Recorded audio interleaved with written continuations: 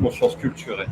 Ok, bonjour les amis, c'est Pascal Tréfinguier. On est à Recreio dos Bandeirantes, à Rio de Janeiro. Vous avez la belle île de Recreio qui est ici. On remercie à nouveau l'hôtel C-Design. Alors, c'est un hôtel 5 étoiles ici qui est situé sur la plage de Recreio dos Bandeirantes. On dit merci à son gérant de nous avoir donné des conditions particulières, de nous autoriser à réaliser un live depuis une chambre panoramique. Voilà. Donc, regardez cette superbe vue que vous avez de la terrasse de la chambre. Hein. On est vraiment ici dans un lieu extrêmement beau. Voilà. Eh bien, aujourd'hui, on va parler des circuits de conscience supérieure, le circuit socio-culturel en particulier, et c'est le lama Prulbo qui va enchaîner. Donc, je vais faire le naïf, et puis, bien évidemment, on va se retrouver juste après pour la conclusion. Mais je vais laisser le lama, et pendant ce temps-là, je vais vaquer à mes occupations. Lama, aujourd'hui, vous allez nous parler de quoi ? Alors, aujourd'hui, c'est socio-culturel. Aujourd'hui, c'est socio-culturel, c'est des drogues sociales qui amènent aux drogues dures, c'est ça ? Voilà. Ok, bah alors je vais vous laisser ma place, et c'est vous qui allez faire le show. Voilà. Okay. Merci Pascal.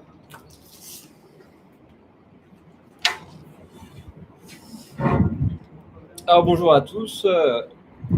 Alors, merci d'être là, présent pour ce live. Alors je vais mettre des écouteurs parce qu'il y a du vent aujourd'hui pour que vous m'entendiez bien. Ça sera mieux avec. Alors voilà. Alors. Est-ce que vous pouvez me faire un retour que vous entendez bien, que l'écouteur fonctionne, s'il vous plaît? S'il y a du monde. 5 personnes.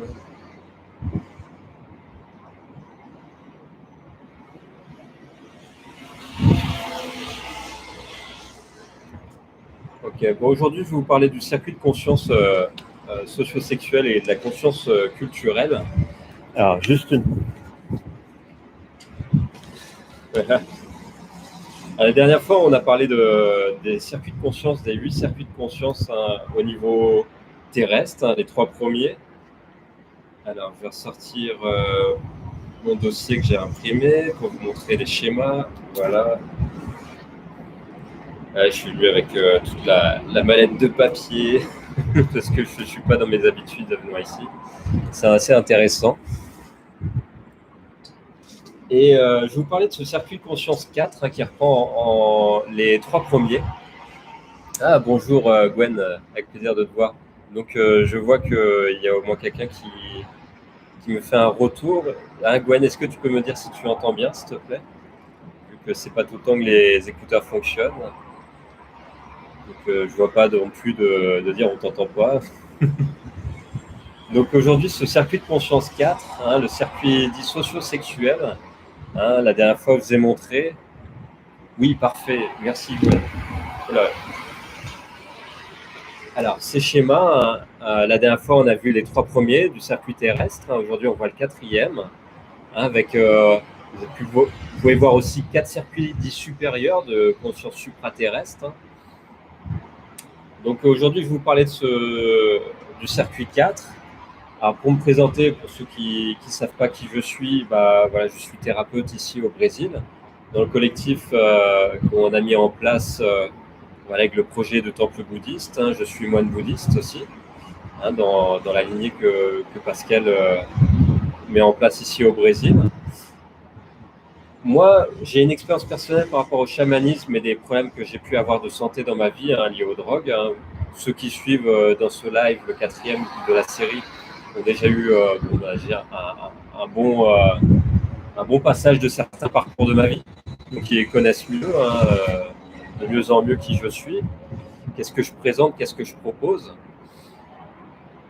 Voilà, aujourd'hui, je vais vous parler de ce circuit 4, un circuit socio-sexuel, et aussi de conscience culturelle, que je vais reprendre un peu, remettre le 4. C'est cet enseignement qui s'appelle les 8 circuits de conscience ont été écrits par Timothy Leary dans les années 70-80. J'ai plus la date exacte, mais c'est un Français qui a repris les écrits de Timothy Leary qui s'appelle Laurent Gueli, qui est un chaman français qui parle de chamanisme cybernétique, qui fait partie de l'association de Michael Horner à remettre en action le chamanisme d'une façon traditionnelle par rapport à des néo-chamanismes qui dénaturent un peu la tradition Et voilà, ce sont des personnes qui font un travail en pleine conscience de remettre en place les traditions, en tout cas la conscience de la tradition.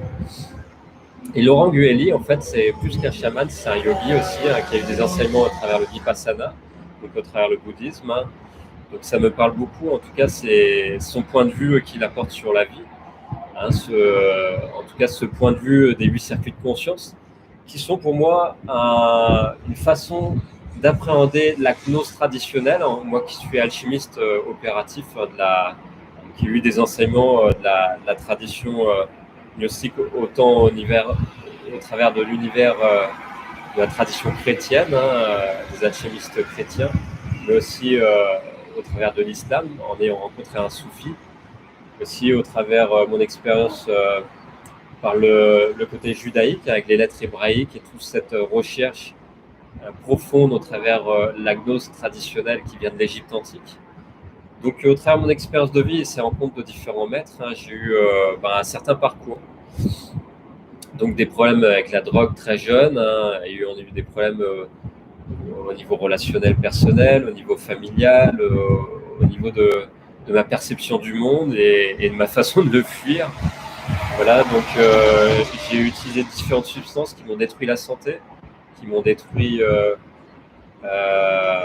voilà aussi ma vision d'une vie saine, de la vie et de la tradition que j'ai rejetée en bloc au début. Donc je vois Marie-Josée, bonjour à toi, merci d'être là.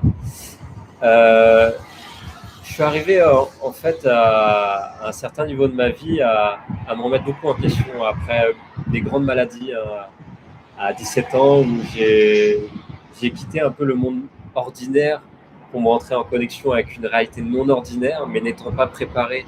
On m'a emmené à l'hôpital, je fumais du cannabis à cette époque. Les médecins ont conclu que c'était des bouffées de délire schizophrène, bouffées délirantes, tendance paranoïde. Donc, les médecins ont donné leur avis. C'était une forme de boîte pour rassurer le système dans laquelle il fallait me caser. Moi, à 17 ans, peut-être brûlé de punk à l'époque. Je vis en banlieue parisienne, entouré de skateurs, de la cité, où j'achetais ma résine à la cité. Je vivais une forme de dépression dans le collectif qui vit lui-même une dépression, le collectif. Donc j'utilisais différents exutoires pour être plus heureux, des drogues, des paradis artificiels. Voltaire, il en parle bien dans ses écrits, les paradis artificiels. Bonjour Corneau. Et donc après avoir utilisé ces paradis artificiels et tombé dans une forme de maladie mentale, et m'être sorti après de mes problèmes mentaux à 17 ans, je suis entré dans la marine. Donc dans la marine nationale, j'ai eu un cadre bien précis avec des repères, une directive, des personnes qui me guidaient. Et ça m'a permis d'avoir une meilleure santé et une meilleure hygiène de vie avec, en tout cas, une structure. À 21 ans, avec les responsabilités, je me suis remis un peu à fumer pour gérer le stress du cannabis. Et puis ça a été crescendo, j'ai géré mon stress de cette façon et j'ai fini par faire un burn-out. Donc là, c'était 2 mois à l'hôpital. Et ces 2 mois à l'hôpital m'ont permis de vraiment me poser des questions. C'est quoi la vie? C'est quoi cette réalité non ordinaire que j'ai captée à 17 ans? Et que là, à 22 ans, que j'ai vraiment capté beaucoup plus puissamment parce que j'avais fait différentes expériences dans des free parties de mes 16 ans jusqu'à mes 21 ans en étant dans la marine. Et ce qui fait qu'avec ces différentes substances que j'ai testées, j'ai ouvert différentes fenêtres. Et ces fenêtres que j'ai ouvertes, je ne savais pas que dans l'invisible, il se passe des choses et que ça peut vraiment rendre fou. On peut se faire posséder. Donc, à l'hôpital, on m'a recadré avec des substances dites neuroleptiques et anxiolytiques. Ça m'a fait descendre sur Terre. Donc, je vois qu'Andrew, tu dis que le cannabis, c'est un antidépresseur. Ça permet peut-être dans un certain sens de lâcher la pression. Mais en même temps, c'est une des plantes les plus puissantes au niveau chamanique qui peut mettre dans une grande illusion et ne pas donner la force et la puissance de se sortir de ces glues inconscientes en fait. Et ça, c'est grâce à la gnose, grâce à différentes traditions, comme la tradition chrétienne ou la médecine chinoise. J'ai été accompagné par différents maîtres, différents magiciens, entre guillemets, à me sortir de cette glu et de cette inconscience. Et cette inconscience, on la vit tous les jours, cette inconscience, parce que le système ne nous emmène pas vers la conscience, il nous emmène à être en forme de stase. Alors, je ne sais pas si vous vous souvenez de ce dessin animé, Ulysse 21. Moi, c'est un des dessins animés qui me berçait de mon enfance. Vous voyez tous des gens dans ce dessin animé allongés dans des capsules, dans un vaisseau spatial. Alors, il y avait Nono le robot, il y avait, je ne sais plus, différents personnages, des héros du dessin animé. Et pour moi, ce dessin animé, ça représentait une prise de conscience que j'avais eue dans ce rêve hallucinatoire à 21 ans. C'est au fil de mes méditations comme ça, de yogi. Je me suis dit, dans mon hallucination, quand j'avais 21 ans, voilà, j'étais un être amphibien dans une autre réalité. Je rêvais cette vie. C'est-à-dire, cette vie, pour moi, était qu'une illusion. Je pouvais faire ce que je voulais, un salto arrière devant le médecin, ou en tout cas, j'avais pas peur de mourir à ce moment-là. Donc, on m'a mis des camisoles chimiques pour ma sécurité. Et dans ce dessin animé, on voit des gens qui sont tous en stase. Tu poses cette question, Corneau. C'est dans mes méditations, je me suis dit, tiens, ce délire psychotique que j'avais eu dans mes bouffées délirantes, là, j'étais un être amphibien en stase, comme dans ce dessin animé Ulysse 21, comme les aborigènes d'Australie qui disent, nous vivons le temps du rêve dans cette réalité. Donc, ils ont fini par quitter l'Australie, virés par les Anglais, les colonialistes, parce qu'ils disaient, voilà, c'est qu'un rêve, on va quitter ce rêve et vous débrouillez dans cette réalité, nous on vit sous notre plan de conscience. D'ailleurs, dans La Belle Verte, on les voit, ils communiquent par télépathie. C'est un autre film qui montre un exemple d'un point de vue. Et c'est pour dire que dans ce délire, c'est une image, comme dans le film Matrix, où ils sont tous dans des capsules, ils nourrissent la matrice. Et dans la méditation, dans tous ces films que j'ai pu voir, comme dans ce film Jupiter Ascending, qui est un autre film des frères Wachowski, on parle beaucoup de nous sommes une nourriture pour les dieux, ou nous sommes une nourriture pour des êtres de l'astral. Dans Matrix, c'est la ville des machines. Nous sommes des êtres, de la bioénergie pour la machine qui n'a plus de ressources autres que les êtres humains pour avancer. Et au fil de mes expériences comme ça de psychonaute avec les drogues, j'ai pris conscience de cet astral, avec comme des voyages chamaniques de rêve lucide, au travers ces 8 circuits de conscience, qu'on pouvait nourrir différentes zones de cet astral en fait, tant qu'on ne s'éveillait pas. Et qu'en fait, tant qu'on n'a pas pris conscience de qui nous sommes en réalité, nous sommes peut-être debout physiquement, mais notre corps énergétique, notre conscience, elle est endormie comme la belle au bois dormant. Elle n'est pas ancrée dans le corps physique, elle est en stase. Comme dans ce dessin animé, Ulysse 21, où ils sont tous en stase en attendant qu'ils trouvent une planète, qu'ils trouvent un leader, en tout cas, pour les réveiller à vivre sur cette planète. Donc il y a différents films, il y a Neo dans Matrix, il y a aussi Dark City. Dark City, quelqu'un qui s'éveille, son troisième œil, il prend conscience qu'il est dans une forme de ville extraterrestre où tous les jours il reconditionne la machine. La réalité, où tout le monde est un peu reconditionné. Jupiter Ascending aussi, il en parle de ce côté reconditionnement de la réalité. Les extraterrestres sont derrière. Et voilà, donc tout ça, c'est des points de vue de mes méditations et des films que j'ai pu voir. Et ce graphique des 8 circuits de conscience, au niveau du 4e circuit, aujourd'hui, on va parler du circuit socio-sexuel et de la conscience culturelle. Alors, excusez-moi, j'ai perdu la feuille, c'est peut-être envolé. C'est pas grave, j'avais pris des petites notes, mais je vais faire. Ah non, elle est là. Non, parce que j'ai beaucoup de choses à vous dire, donc avec les notes, ça va être plus simple. Le 4e, en fait, c'est un peu une résultante des 3 premiers circuits. Alors, au début, on a vu ce circuit racine, cette conscience vitale, c'est le côté survie, le côté péchu animal. Donc le côté besoin de dormir, besoin de manger, une grotte pour se protéger. Donc voilà, tout ça, c'est la conscience vitale racine, c'est l'instinct de survie. Donc une fois que ça s'est basé, bien cadré, cet instinct de survie, il nous donne une énergie. C'est le hara, le potentiel vital pour avancer. Où on avance, nous avançons dans le monde. On a vu le deuxième circuit. Le deuxième circuit, c'est le circuit politico-territorial. J'ai dit qu'on avançait dans le monde avec nos émotions. Quand on est enfant, on avance de 0 à 7 ans un peu avec cette conscience du monde invisible, de la réalité non ordinaire. Quand on arrive au-delà de 7 ans, ces œillères commencent à s'ouvrir. On voit plus la réalité physique, mais on voit moins la réalité invisible. Donc on quitte l'imaginaire, on va être confronté à des peurs. Quand on est enfant, on a le lit qui apparaît, le monstre qui apparaît sous le lit, comme dans Monstres et compagnie. Différentes peurs pour se confronter au monde émotionnel. Donc la mère va nous rassurer, le père va nous ramener un peu dans cette rassurance aussi du monde extérieur. La mère va nous rassurer dans le monde intérieur, des émotions, des sentiments. Et donc on commence à explorer ce circuit politico-territorial. Donc moi je parlais de ce circuit politico-territorial au niveau du niveau de la naissance, de l'enfance, et après quand on passe à l'âge adulte, on va rentrer dans le monde actif de la civilisation, du système. Donc après, quand on arrive à un haut degré de cette conscience politico-territoriale, on peut rentrer dans la politique avec plus de subtilité. Et là, on va rentrer dans un circuit dit plus intellectuel. Moi, je vous en ai parlé. C'est la conscience dit plus conceptuelle, en fait. On va utiliser notre intelligence pour évoluer dans le monde. Donc, une intelligence de calcul, d'analyse.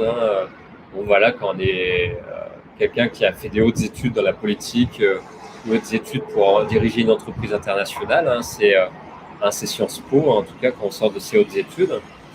Nous avons une conscience du circuit psychique un peu plus élaboré. Donc, je parlais des circuits supérieurs qui sont en lien avec les circuits inférieurs. Et voilà, on peut rentrer dans une forme de pouvoir sur la réalité, sur notre réalité du monde matériel, terrestre, et être totalement, se servir intuitivement des circuits célestes, supraterrestres, et écraser notre monde terrestre, avoir du pouvoir sur les autres. Donc un système pyramidal où on marche sur la tête des autres, et on ne va pas essayer de tendre la main en fait en réalité d'en bas avec humilité, ne pas oublier d'où on vient. On vient du monde populaire en tout cas. Puis il y en a, ils partent directement du haut dans la pyramide. Ça, c'est des lignées familiales. Moi, je ne suis pas parti de là. J'ai eu la chance d'avoir une bonne famille consciente des traditions chrétiennes. Mais après, j'ai fait mon parcours avec différentes personnes, comme dans la marine, avec l'institution des hautes sphères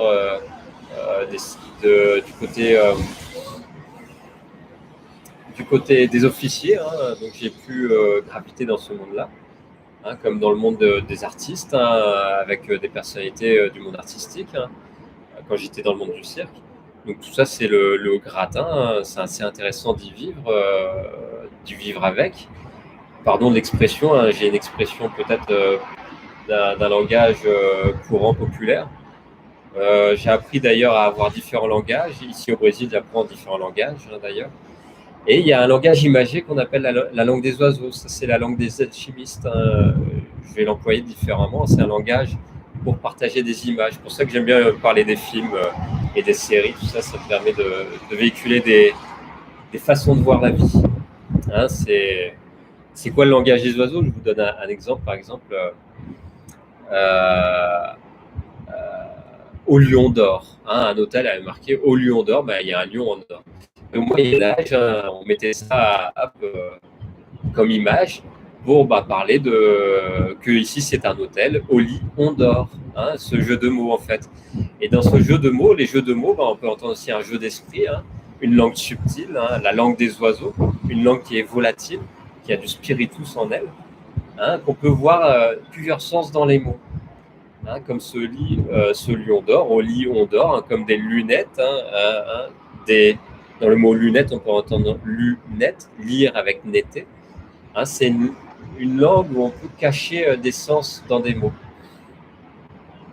Et dans ce circuit intellectuel, on peut prendre conscience d'une strate intellectuelle pour se servir du système pour gagner sa vie, en tout cas, gagner de l'argent, mais pas forcément être conscience de la réalité dite non ordinaire au travers d'une subtilité du langage et de la science dite de la gnose au-delà des apparences.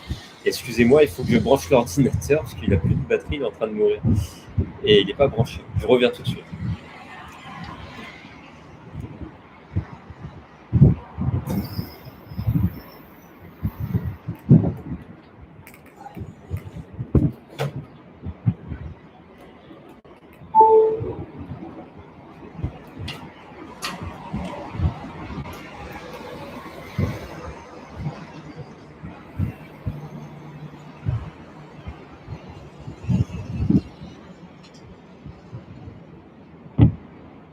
Voilà, il restait plus de 5%. Je profite pour boire un peu. Ok, poser des questions en même temps. Bonjour Franck. Alors, j'en étais à... je parlais de cette conscience intellectuelle où on peut s'en servir pour écraser les autres. On peut utiliser la ruse, où on peut utiliser notre intelligence pour aider les autres à s'élever. Soit un enfant, on l'éduque, on l'enferme dans une boîte. Il y en a, ils disent on fait des diamants, c'est sous la pression qu'on fait les diamants, qu'on transforme le carbone en diamant. Moi, je préfère la pédagogie, des fois mettre un peu de stress, mais une forme de pédagogie plus comme les plantes, donner de l'amour à la plante pour qu'elle s'élève. Donc voilà, j'ai été animateur en école de cirque, j'ai vu que j'apprenais mieux aux enfants, en racontant des histoires drôles et en les faisant rigoler, en leur faisant imaginer des choses pour se renforcer musculairement, trouver leur équilibre, trouver leur imagination, leur imaginaire.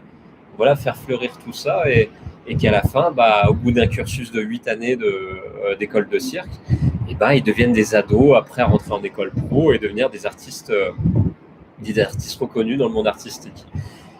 Donc voilà, il y a différentes façons de pédagogie de faire évoluer. Dans ce circuit intellectuel, on peut utiliser la ruse ou la haute intelligence, voire la gnose pour s'émanciper du monde matériel, de ces circuits terrestres.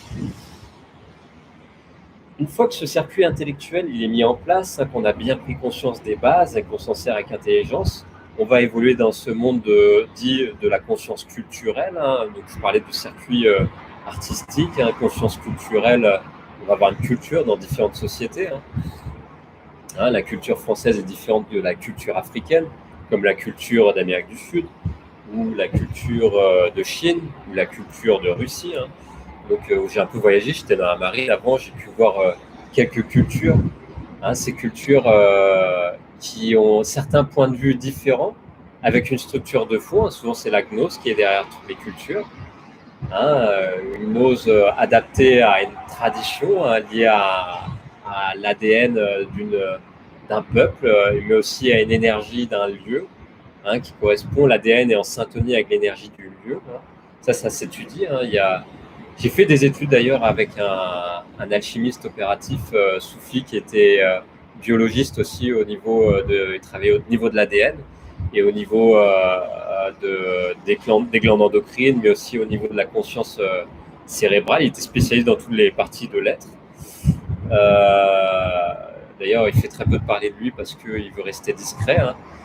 Donc c'était un alchimiste pour moi, ce que j'ai pris conscience au travers de mes études d'alchimiste, un alchimiste de la voie royale et qui faisait des recherches sur le sang.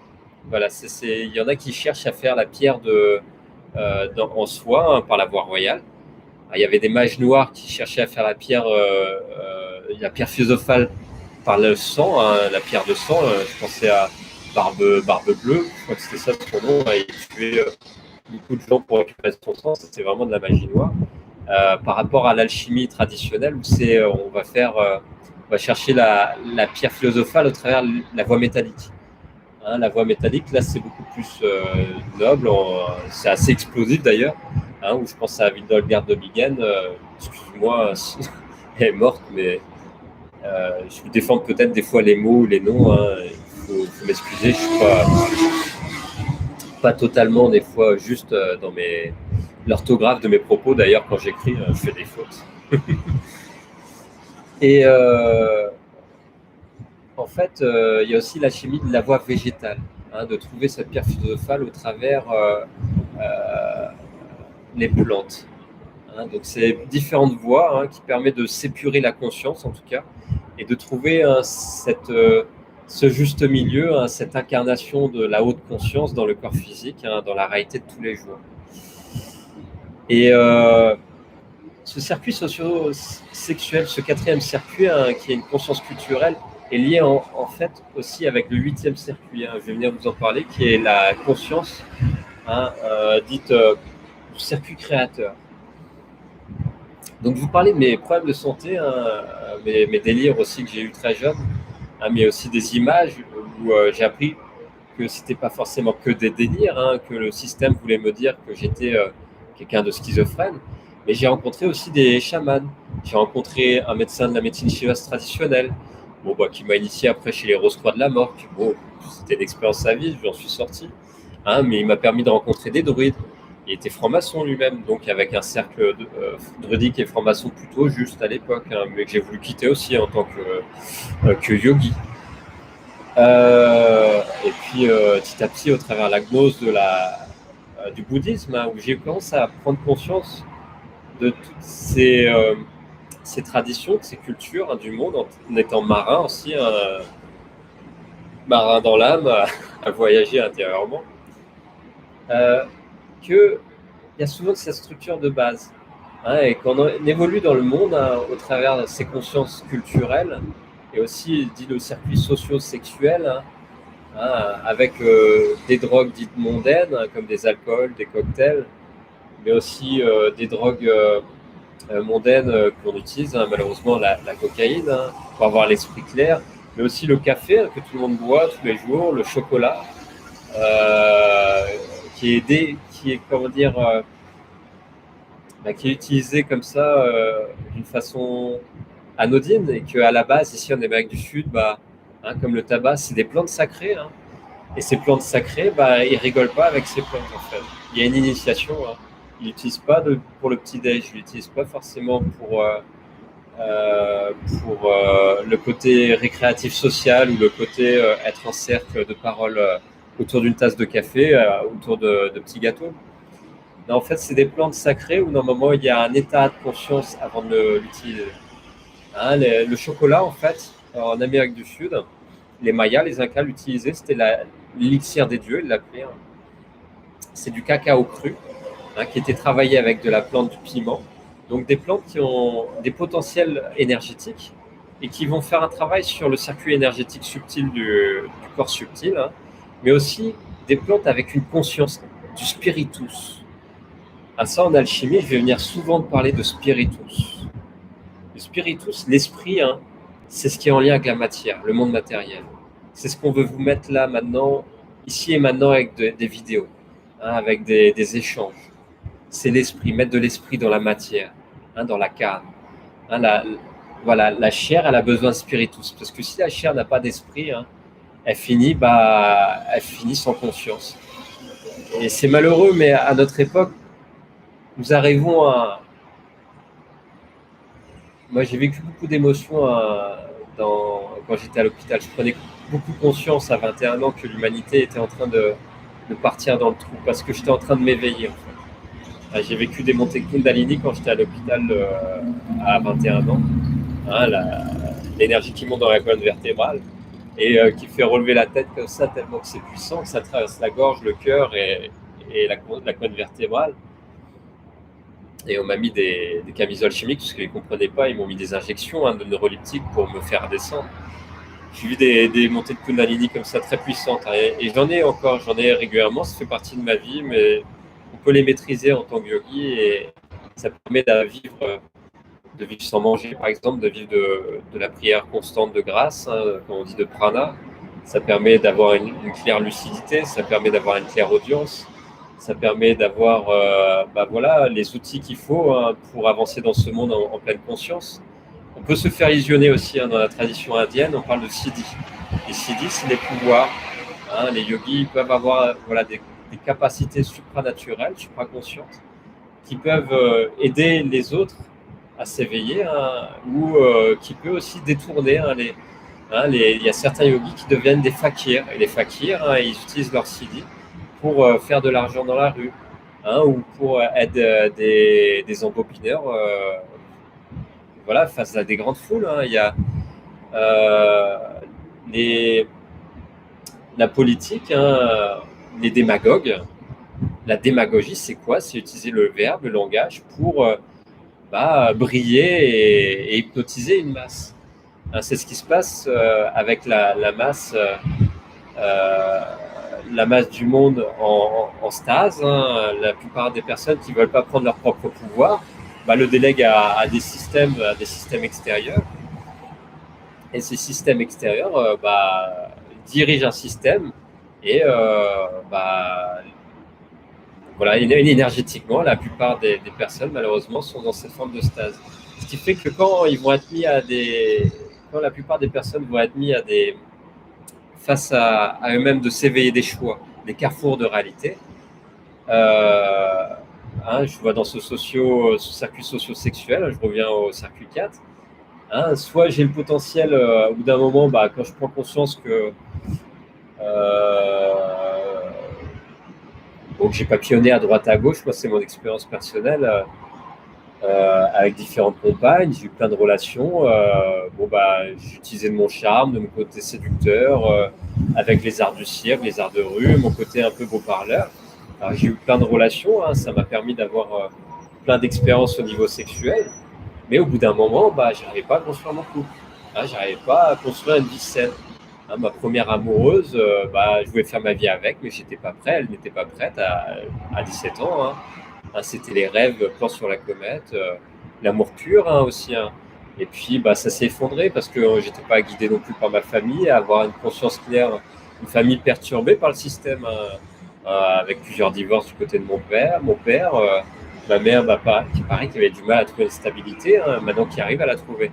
Mon père, pas forcément, il vit sa vie. Là, je vous parle de ma vie personnelle, mais c'est important parce que je le vis d'une certaine façon, où ça m'a permis d'en prendre conscience des émotions, ou en tout cas que j'ai vécues. J'ai vécu beaucoup de souffrance et de tristesse. N'étant pas assez bien guidé par ma famille, j'ai cherché des familles extérieures. Donc des familles comme des projets, avec des familles New Age, des familles gnostiques, des familles de différents bords, de chamans. À l'heure actuelle, cette famille que j'ai, avec qui je vis des choses, c'est une famille spirituelle intérieure. Voilà. Là, je vis une connexion profonde à l'intérieur qui vous permet de vous dire des choses. Et cette connexion profonde, je prends certains systèmes extérieurs pour vous parler de ce que je vis à l'intérieur aussi. Et ce circuit socio-sexuel, mon expérience, comme d'autres personnes doivent le faire, on fait des expériences de rencontres, on vit des expériences au niveau de la sexualité, et on vit l'amour, comme on peut dire, au niveau social, qui peut être l'amour, j'ai oublié les termes, il y a philia, il y a agapé, c'est des hautes phases d'amour. Eros, voilà, on vit Eros, l'érotisme. Donc Eros, on va le vivre comme ça dans le circuit socio-sexuel, dans la conscience culturelle, on se balade dans le monde avec notre couleur culturelle, et on va rentrer dans des jeux de séduction. Et dans ces circuits de base, moi j'ai fait souvent face à une forme de magie rouge. La magie rouge, ça va être les femmes qui vont être prises par le système de l'image, L'Oréal, il y a des différentes marques, il ne faut pas que je dise des marques, c'est important, mais il y a différentes façons de voir la sexualité qui ont été transposées par le système dénaturé, qui n'est plus dans la conscience, je dirais, tantrique traditionnelle comme on a en Inde, ou comme on avait ici avant, en fait, dans notre tradition chrétienne. Il y avait le côté romantisme, j'ai oublié les termes, Pascal les aura peut-être, et dans la Renaissance, ça me reviendra peut-être, on avait une forme d'alchimie, en tout cas l'alchimie du couple, où la femme prend ce feu du ciel, dans la tradition des alchimistes, on parle le féminin sacré, la Shakti en Inde, prend le feu du ciel. Elle le récupère, elle prend le potentiel en elle dans le foyer. Elle reste dans le foyer d'ailleurs traditionnellement. Elle le donne aux enfants et le mari vient de l'extérieur. Il vient de l'extérieur chasser le mammouth, par exemple à l'époque préhistorique, et il ramène dans la grotte, quoi, dans le foyer. Et cette femme, voilà, toute cette force spirituelle qu'elle a, ce spiritus, ses émotions, ses sentiments canalisés, elle va le retransmettre à ses enfants, puis à son compagnon qui lui a besoin de tendresse, d'écoute. Et le compagnon, il va prendre ce feu du ciel et il va le remettre dans la terre, dans la materia prima. Et ce masculin, lui, son rôle, il est à l'extérieur. Il emmène l'enfant dans le monde extérieur de 7 ans, à partir de 11 ans, dans le monde extérieur. Et il va mettre ce feu du ciel dans la matière. C'est la tradition. Sauf que, voilà, la vision New Age, la vision un peu... Pascal vous en a beaucoup parlé. Moi, je l'ai vécu aussi dans mes recherches. Elena Blavatsky, tout ce côté un peu New Age, comme la Morque, les Rose Croix de la Morque, dans laquelle j'en ai fait partie. On me proposait de faire des méditations, projeter ma conscience dans une pyramide imaginaire, d'imaginer mon prof de chez moi qui m'initiait dans mon salon. Proposer d'imaginer plein de délires comme ça. Et moi, dans mon côté yogi méditatif, qui commençait à vivre de prana et de prière, dans ma prière personnelle, intérieure, je voyais qu'on me proposait des choses d'imaginaire, d'astral, qui étaient plus en lien avec la magie noire. C'était pas lié à la réalité que je vivais dans ma conscience méditative à un haut degré. Donc j'ai quitté les Rose Croix de la Morque, j'ai quitté au bout d'un moment mes délires de séducteur, et puis j'ai commencé à vouloir faire ma vie concrètement, à avoir une vie de couple, à construire une vie familiale.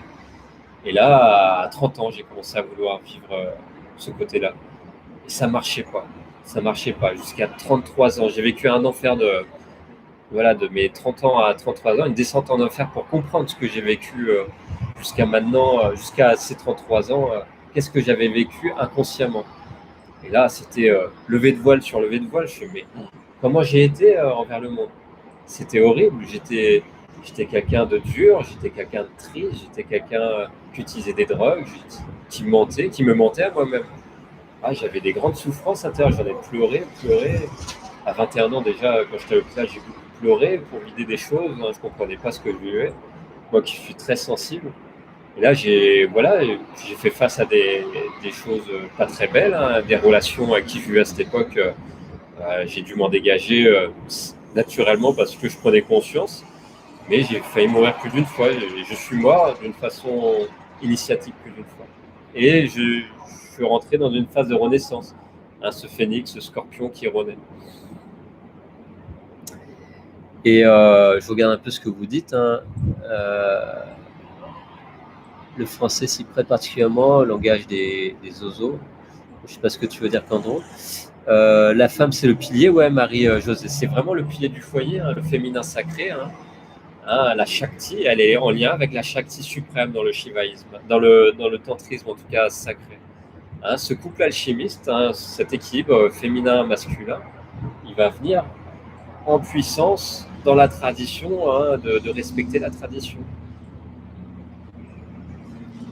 Un couple qui est en lien avec la tradition, avec un prêtre, ou un thérapeute, un chaman, il va être à l'écoute au bout d'un moment de la voix subtile, ce que Dieu leur demande. Au travers une tierce personne qui sera en lien avec la gnose et avec déjà un éveil profond. Et quand il va commencer, en fait, je pense à ce circuit socio-sexuel, c'est que souvent on répète des schémas, on quitte un couple pour en former un autre, mais on ne veut pas s'éveiller, on a du mal. Quand le couple il est guidé par la gnose et la tradition, il va apprendre le pardon. Il va quitter la conscience de l'amour d'éros, change de partenaire sans arrêt, et va commencer à rentrer dans un amour diffus filia. Et l'amour filia, cette conscience socio-sexuelle, elle va s'épurer, elle va devenir plus pure.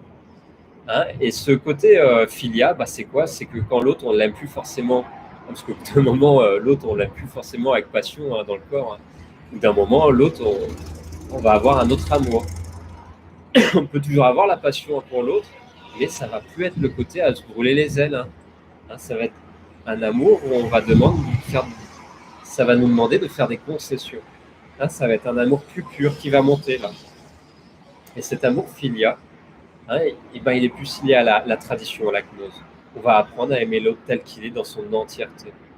Et là, j'ai commencé à prendre conscience à 33 ans de cet amour filia, d'aimer l'autre en profondeur tel qu'il est, au travers ses travers. Et puis l'autre, même s'il m'accuse, il vide son sac, je suis là et je suis fort et je reçois. Et j'ai pas été totalement fort tout le temps. J'ai rencontré la mère de ma fille à 33 ans. Et des fois, son stress, sa peur, je lui ai renvoyé parce que je pouvais pas tout prendre en charge. Comme elle ne pouvait pas tout prendre en charge, et pas parfait. On n'avait pas une tierce personne de la gnose qui nous permettait de nous aider à nous dépasser au travers de ces mémoires qui remontaient, parce qu'on a tous les deux des mémoires, du matériel psychique, du subconscient qui remonte. Quand on est juste avec soi dans la gnose, quand on est juste avec soi dans un couple alchimiste, on a du matériel psychique, des mémoires qui remontent. Et pour éviter de se prendre la tête, normalement, on aurait dû avoir une tierce personne. On ne l'a pas eu. Qu'est-ce qui s'est passé? Et notre enfant est arrivé, on avait choisi d'être parents, mais en même temps d'être un couple initiateur pour les autres. Elle avait son vécu, moi aussi. On avait la capacité d'être un couple initiateur, ensemble, d'avancer ensemble. On a quand même choisi, c'était trop dur de vivre ensemble, on a quand même choisi que c'était plus facile, entre guillemets, de vivre chacun de notre côté. Donc elle est restée en France, je suis venu au Brésil. Voilà. Et ça, c'est toute l'écoute intérieure que j'ai eue et l'écoute intérieure qu'elle a eue, et on avance comme ça, de cette façon. J'en ai souffert, comme de différentes façons, différents couples, j'en ai souffert. Et j'en souffre encore. Et cette souffrance me donne une force. Parce que le souffle, en alchimie, la souffrance, on peut entendre aussi souffle en soi. Le souffle, c'est quoi? C'est l'émotion. Dans l'alchimie, c'est l'agitation. L'alchimiste, c'est là pour libérer son agitation de la matière et se libérer lui-même de son agitation. Donc, pour se libérer de son agitation, l'alchimiste, il va faire un travail avec la gnose, la tradition. Il va prier constamment dans sa vie. Il va remercier Dieu. Il va demander pardon pour ses erreurs. Il va reconnaître qu'il est faible. Il va reconnaître qu'il a une grandeur en lui, mais qu'il n'arrive pas à l'exprimer, qu'il n'arrive pas à la vivre. Comme on dit, la chair est faible. Personne n'est parfait. Mais il va faire l'effort en reconnaissant qu'il doit se transformer. C'est le pénétrant, celui qui pénètre dans la voie de la sagesse, dans la voie traditionnelle. En tout cas, moi, dans l'alchimie traditionnelle, on m'a demandé d'un moment à un autre de mettre le genou à terre, avec humilité, et d'accepter mes fautes, d'accepter qui je suis en réalité dans mon entièreté. Voilà, je suis... des fois, je peux me mettre en colère, des fois, je suis pas juste. Des fois, je peux être triste, comme des fois, je peux être joyeux. Des fois, je peux être... j'ai le cafard. Comme des fois, je peux être exalté, extatique. Et des fois, il faut que j'accepte de lâcher prise aussi de ces états émotionnels que je cherche à vivre, ou de ces repères que je veux garder. Donc, c'est cette conscience socio-sexuelle, elle s'épure petit à petit, elle devient plus juste dans la société, dans la culture, quand on fait ce travail traditionnel. Si on ne veut pas le faire, ce travail traditionnel, qu'est-ce qu'il arrive souvent? Si on n'a pas ce féminin sacré qui fait le pilier en soi, qui nous aide à avancer dans le couple, si la femme ne prend pas conscience qu'elle doit, entre guillemets, traditionnellement prendre en charge les émotions, le potentiel de l'homme, l'homme peut rentrer en pouvoir dans le monde. Moi, souvent, j'ai entendu dire, je remercierai toujours, et je remercie encore la mère de ma fille qui est chrétienne et qui a une grande force spirituelle à ce niveau-là, et aussi en tant qu'un potentiel au niveau de chaman, qui m'a aidé beaucoup en tant que prendre conscience de cette conscience chamanique. C'est pas anodin que je sois arrivé ici au Brésil. Elle m'a beaucoup parlé du Brésil et en tout cas de l'Amérique du Sud. J'ai déjà mis les pieds ici en Amérique du Sud, ça m'a permis d'avoir confiance d'y revenir. Et c'est pour vous dire que ce côté filia, de l'amour filia, on peut le vivre voilà, dans le couple que quand l'autre est vraiment prêt à le vivre. Voilà. Et c'est pas tout le temps qu'un des deux, les deux en même temps soient vraiment prêts. Hein, je vous parlerai d'un couple qui est reconnu chez les alchimistes, c'est Nicolas Flamel et Dame Pernelle. Hein, tout le monde connaît Nicolas Flamel dans la Harry Potter. Hein, Harry Potter, on voit avec sa pierre philosophale, dans l'alchimie traditionnelle, ce couple est un référent. Hein, il y a la tour Saint-Jacques à Paris. Hein, il y avait l'église Saint-Jacques avant qu'il reste que la tour. Ouais, qui est un haut lieu d'alchimiste, comme dit Pascal. Il y a différents lieux comme ça d'alchimistes. La maison de Nicolas Flamel existe toujours, hein, d'ailleurs, dans les beaux quartiers de Paris. Hein. Donc, j'invite à aller la voir. Hein. Il y a plein comme ça d'endroits qui représentent ce couple alchimiste. Hein, ce couple alchimiste, voilà, c'est ce côté circuit socio-sexuel, conscience culturelle. Hein, soit on reste dans l'amour éros, hein, et on recommence la boucle, hein, le jour sans fin. On repart dans la machine. Hein, jusqu'à ce qu'on s'éveille, on prenne conscience que la tradition est là pour nous aider et qu'on forme un couple alchimiste, hein, juste, avec un prêtre au milieu qui nous éveille, qui nous permet de rentrer dans la voie de l'éveil. Hein, quand on rentre dans l'amour filial, et cet amour filial il se transforme en amour agapé. Hein, l'amour agapé, c'est quoi? C'est l'amour juste. Hein, c'est des termes que j'emploie, ça vient de la Grèce antique en fait. Hein, et cet amour agapé, c'est l'amour, une forme d'amour inconditionnel.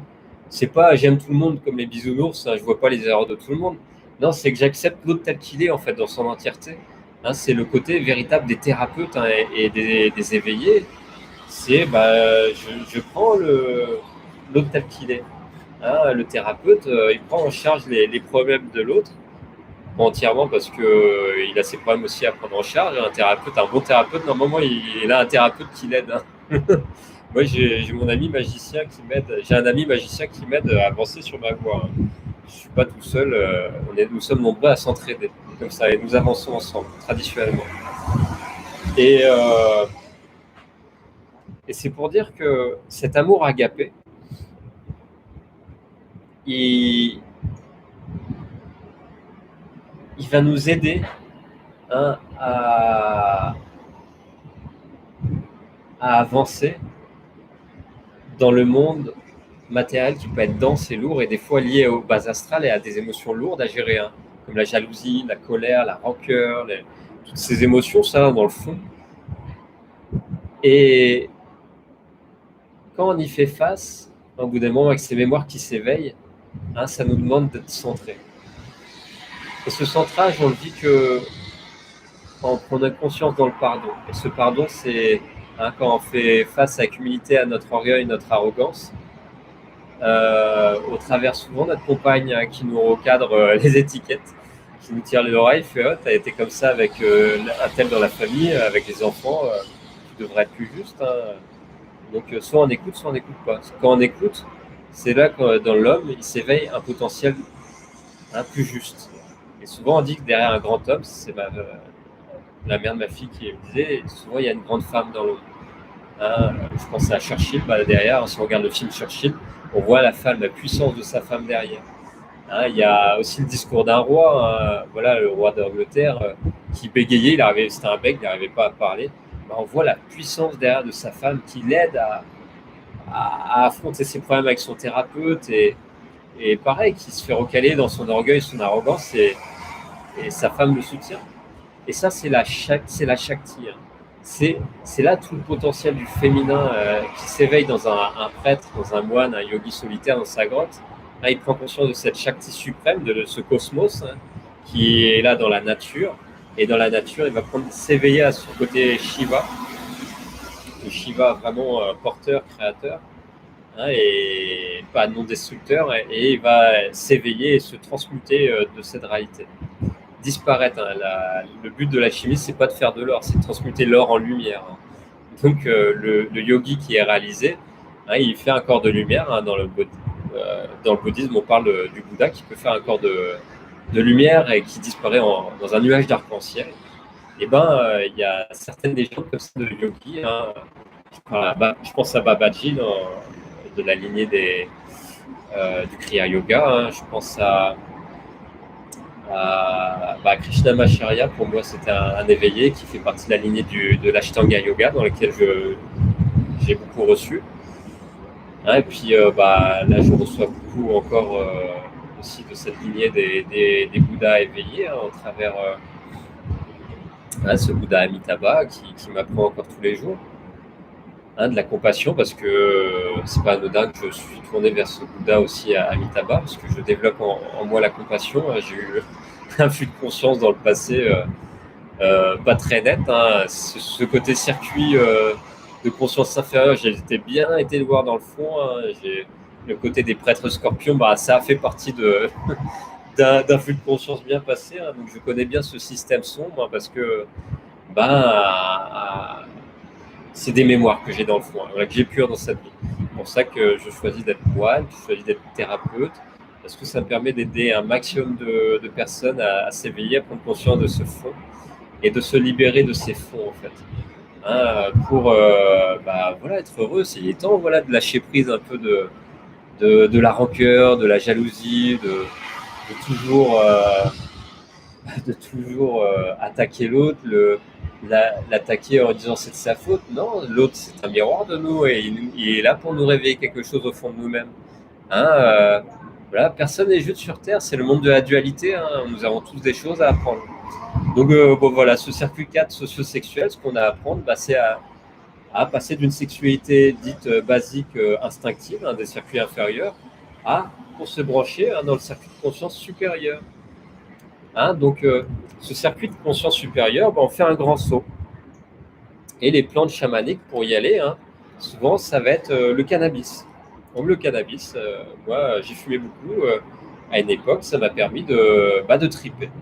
Avec mes amis, je tripais. Je voyais loin, au-delà de ma souffrance qui me maintient dans la cité, quand je vivais en banlieue parisienne, des souffrances collectives qu'on pouvait vivre. On s'échappait de notre délire au skatepark, on s'échappait de notre délire à l'internat, parce que j'étais à l'internat à l'époque. Je vivais des rigolades, des bons moments, et puis après, on vivait des confrontations dans le monde de la dureté, la loi de la jungle de la cité, la loi de la jungle du système de la banlieue parisienne. Dans le lycée professionnel où j'étais, qui était un LEP où dernièrement, il y a eu un meurtre dans le lycée où j'étais, dans la ville où j'étais. Donc j'étais dans une banlieue assez dure. Et j'ai vécu aussi ce côté, j'ai vécu le côté mondain, mais j'ai vécu aussi bien dans le fond, dans le monde populaire. Ouais, à l'époque, quand j'allais acheter mes baraques de shit à la cité, quand j'étais au lycée, et à un moment, il y a eu la BAC qui est arrivée, la BAC française. Et puis, je me suis pris un magnum sur la tempe. Elle fait bouge plus, ou je te bute. Ça, c'est la BAC. Donc, moi, j'étais comme ça intérieurement.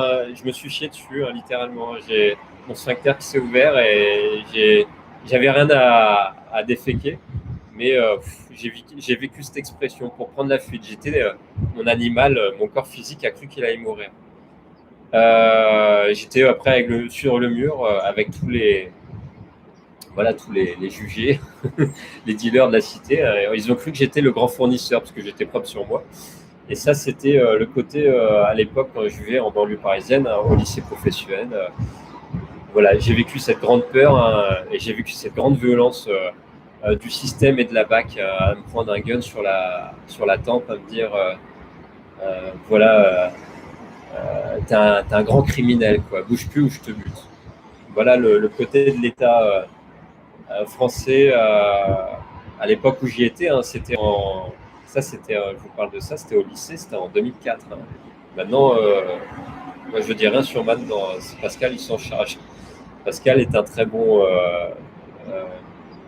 pédagogue pour en parler, et moi je préfère vous parler des 8 circuits de conscience. J'ai pas ce côté guerrier, moi je pose des armes dans cette vie. J'ai le côté guerrier pour faire face aux mémoires des autres, mais face au système, c'est pas mon rôle. Mon rôle, moi, c'est juste d'aider les êtres humains à s'éveiller à leur mémoire et à les aider à s'en sortir.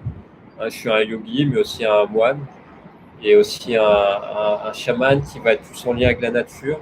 Le côté guerrier du système à œuvrer pour l'instant, moi, je ne le fais pas. Pour l'instant, j'ai pas le sentiment que j'ai besoin de le faire. pour ça que je vous parle en recul et je vous parle de mon expérience, de ce circuit socio-sexuel, de mon expérience et de mon éveil de cette sexualité plutôt sacrée au travers du tantrisme. Et ce tantrisme, dans la tradition indienne, cette Shakti suprême, j'en ai pris beaucoup conscience au travers de mes méditations. Et puis le cannabis, c'est une plante féminine, l'esprit est très féminin, séducteur, peut nous empêcher de nous éveiller en réalité. C'est une plante de pouvoir dans le chamanisme, comme l'ayahuasca ici en Amérique du Sud, le peyote au Mexique ou je pense à l'iboga en Afrique. C'est des esprits mères des plus puissants du règne végétal. On s'y connecte avec le café, le café et le chocolat dans le monde, je veux dire la conscience populaire, au règne végétal, comme les légumes qu'on va manger. Mais il faut bien prendre en compte que c'est des esprits. Dans le chamanisme, on parle d'esprit, de réalité non ordinaire. Et cette réalité non ordinaire, on va y faire face quand on va commencer à vouloir se dégager de l'influence de ces esprits. Quand on va arrêter de fumer le tabac, moi j'ai arrêté 8 fois, j'y ai fait face à tous ces esprits. Parce que j'avais la conscience de chaman, en ayant fait des voyages de rêve lucide, de faire face aux esprits des plantes. Le cannabis, j'ai fait face à cet esprit de la plante dans des rêves. Le tabac, pareil, j'ai fait face dans des rêves. C'était des symboles, c'était des êtres dans le monde du rêve qui me parlaient. Donc j'ai fait un travail dessus avec la thérapie, mais aussi avec mon côté méditatif de yogi. Donc je m'en suis libéré du tabac. Maintenant, j'ai une forme de maîtrise sur cette plante. C'est pour ça que j'aide les autres à s'en libérer. J'ai une forme de maîtrise sur le cannabis, je ne l'utilise plus. Par contre, j'aide les personnes à s'en libérer avec grande facilité. J'ai des méthodes, des outils qui sont sans les plantes, qui sont avec les traditions indiennes, avec les traditions aussi traditions hébraïques, au travers les différents circuits traditionnels, et aussi au travers ces circuits de conscience. Donc, cette plante, le cannabis, qui emmène vers le circuit dit 5 de circuit corporel, c'est le circuit énergétique. Et ce circuit énergétique du 5, c'est de la conscience du corps énergétique.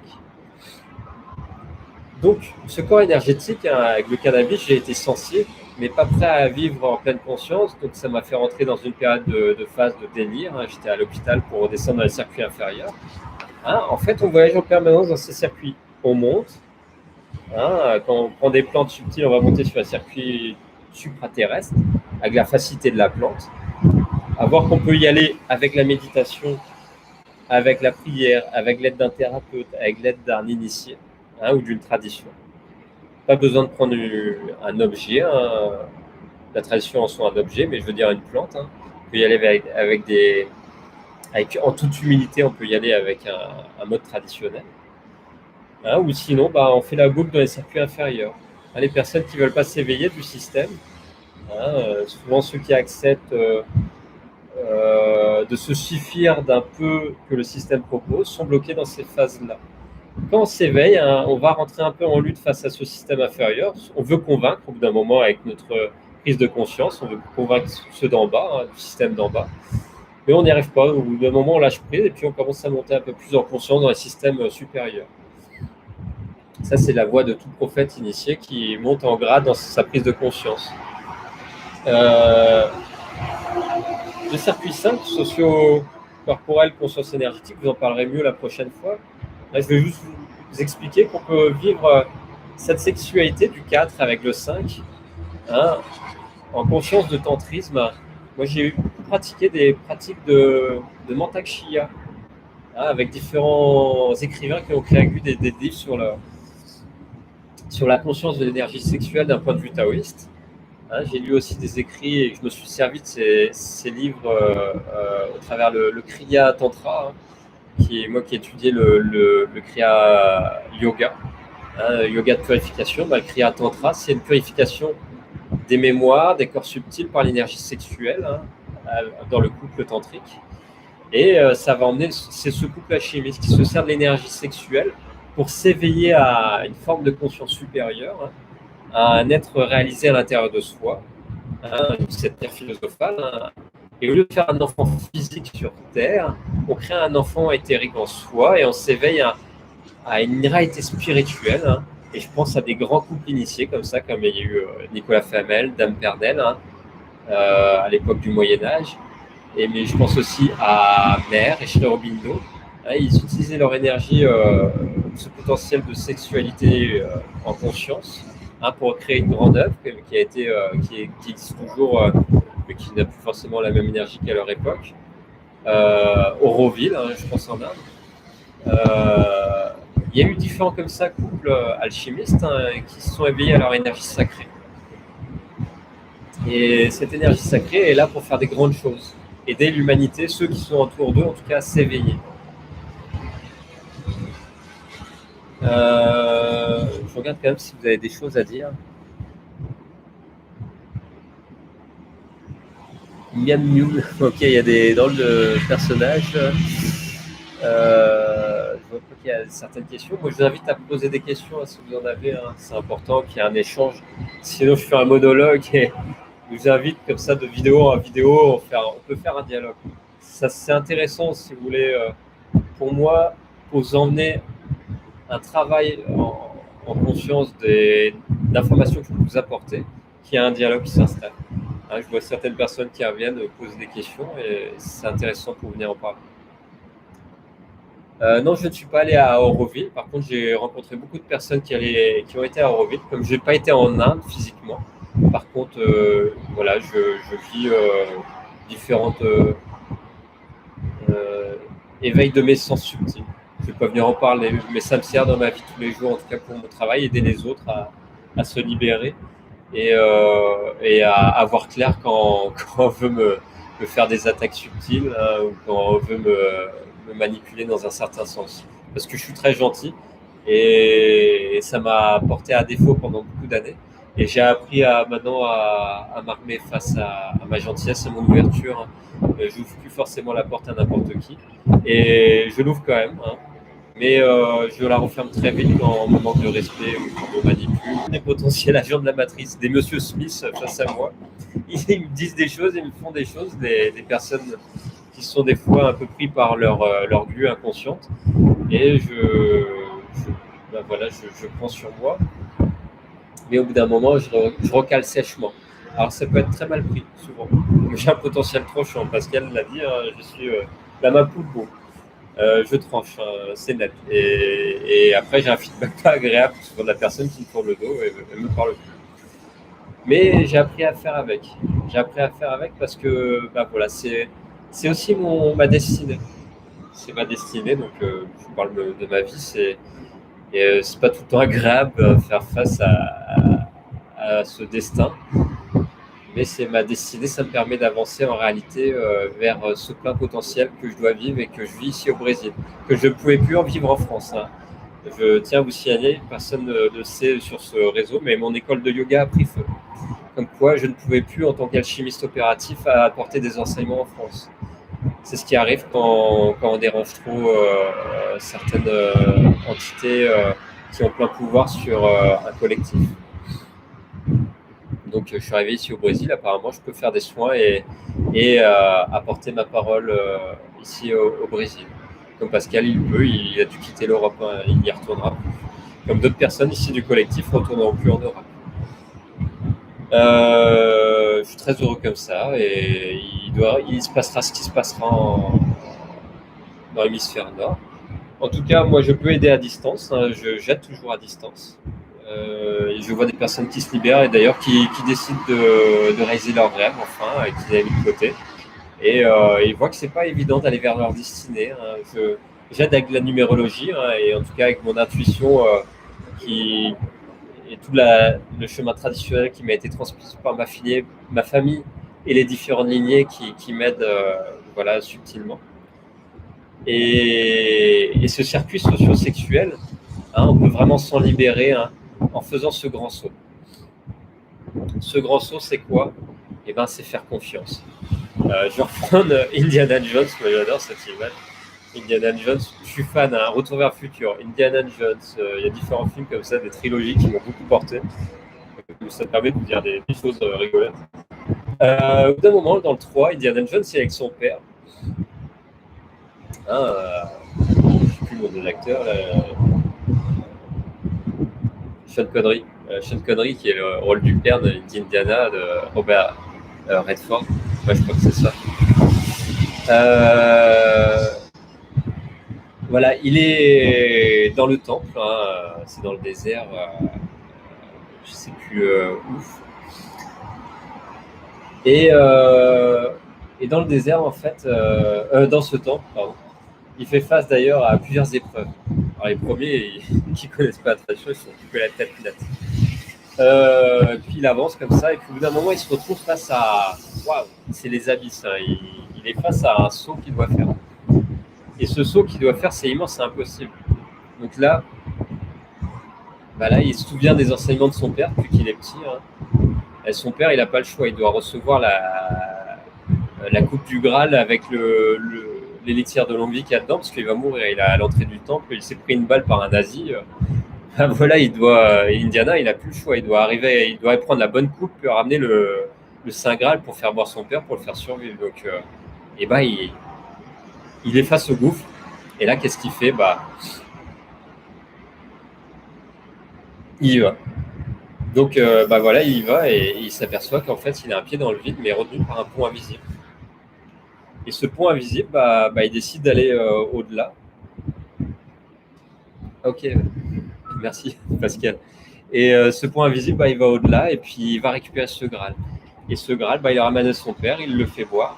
Et c'est son père, il ressuscite grâce à ce pas de la foi. Je vous invite à faire ce pas de la foi, c'est ce grand saut, pour aller trouver ce Graal dans ce circuit de conscience supérieure, que je viendrai vous en parler la prochaine fois. Donc voilà, merci à vous en tout cas d'avoir suivi pour aujourd'hui. Je vais voir si vous avez des questions. Je te remercie Alain Renou. Merci beaucoup, je suis très heureux ici. Et même si j'ai des problèmes, ou des fois je ne suis pas tout le temps heureux, mais en tout cas je me sens à ma place. Je regarde s'il y a d'autres questions. Comment on vous contacter si on veut se débarrasser de la sorcellerie? Donc je ne m'occupe pas de sorcellerie, mais en tout cas je vais vous laisser pour aujourd'hui. Ouais. Il y a Pascal peut-être qui veut parler. Je branche le micro. Oui, vas-y, Pascal, je vais passer. Bon, écoutez, je vous remercie à tous. On est un petit peu pris par le temps aujourd'hui parce qu'on a des tournages TV dans l'après-midi, donc on est un petit peu bousculé par le temps. Mais on reviendra avec le Lama reparler du circuit de conscience. Il y aura une troisième, encore deux émissions associées là. Puis on le trouvera régulièrement pour faire le point sur les techniques énergétiques, sur l'accompagnement psychologique, notamment des gens qui nous retrouvent au Brésil. Et puis évidemment, pour ces circuits de conscience, c'est vraiment une émission qui sera récurrente au cours des semaines à venir. Voilà, je vous souhaite le meilleur pour la suite. Je vous dis à très bientôt. Ciao. Merci. Donc, pour tout contact, je vous invite à envoyer un mail à l'adresse, c'est nicolasandré.soin@gmail.com. Alors, Nicolas André, je vais vous marquer là.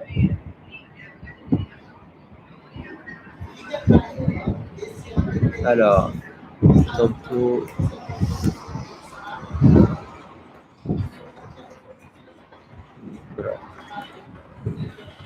André.